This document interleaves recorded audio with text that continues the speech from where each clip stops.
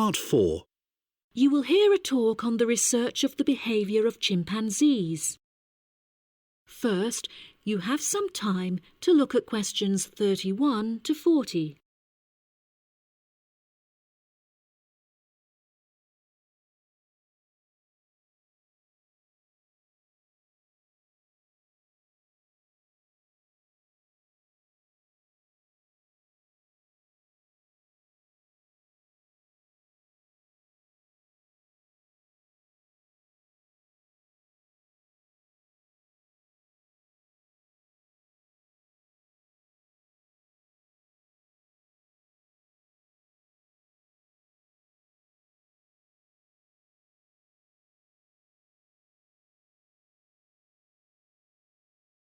Now listen carefully and answer questions 31 to 40. Welcome back to my series of short lectures on apes. Today we will examine recent and historical breakthroughs on the behavior of chimpanzees, otherwise known as chimps.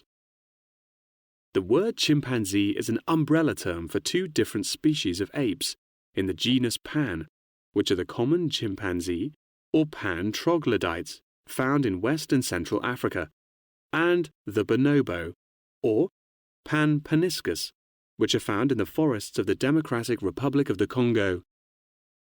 Chimpanzees belong to the Hominidae family, together with gorillas, orangutans, and indeed humans. Current research tells us that the chimps broke away from the human branch of the Hominidae family approximately 6 million years ago and remain the closest living relative to humans to this day. More modern researches into chimpanzees have centered on their behavioral characteristics, once all biological and genetic factors have been ruled out. In this way, scientists have unearthed an unfathomable amount of similarities between human and chimpanzee behavior.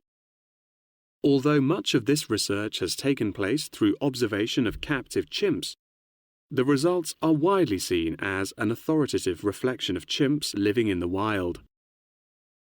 Chimps live in large so-called communities comprised of many male and female members, with the social hierarchy determined by an individual chimp's position and influence. Through such research, scientists have found that chimps learn and adapt through observation of others' behavior. Once in power, the alpha male is often seen to alter its body language in order to retain power. For example, he might puff himself up in order to intimidate others, while lower-ranking chimps are noted to behave more submissively and holding out their hands while grunting. Female chimpanzees also have a distinct social hierarchy, with high social standing inherited by children. It is not unheard of for dominant females within a community to unite and overthrow the alpha male, backing another in his place. James Diamond, in his book The Third Chimpanzee, suggests that chimps should now be reclassified in the genus Homo instead of Pan, and there are many arguments still in favor of this. Male common chimpanzees are, on average, 1.7 meters in height, weighing 70 kilograms, with their female counterparts being somewhat smaller. By comparison, the bonobo is slightly shorter and lighter, but with longer arms and legs. However, both species walk on all fours and climb trees with great ease. Jane Goodall made a groundbreaking discovery in 1960 when she observed the use of tools among chimpanzees, including digging for termites with large sticks. A recent study claimed to reveal that common chimpanzees in Senegal have been using spears sharpened with their teeth to hunt. However, these reports remain unsubstantiated. Researchers have witnessed such tools, namely rocks, being used by chimps to open coconut shells, and indeed crushing nuts with stone hammers. As scientific technology has developed, so too has our knowledge of the sheer extent of the chimp's intelligence. Research has now shown that chimps have the capability to learn and use symbols and understand aspects of the human language, including syntax, as well as numerical sequences. As I mentioned earlier, the umbrella term chimpanzee is comprised of the common chimpanzee and the bonobo.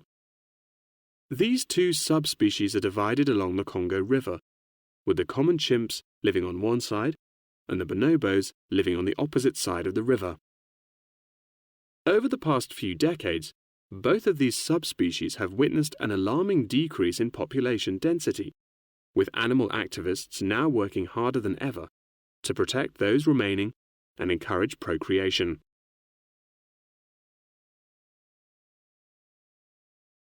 In addition, next week's episode will focus more closely on how chimpanzees in captivity are able to learn things through imitating the behavior of humans, as well as how chimpanzees' behaviors have developed over many generations. Thank you very much for attending this evening's lecture. I hope you found it intellectually stimulating, and I look forward to seeing you again next week. Good night.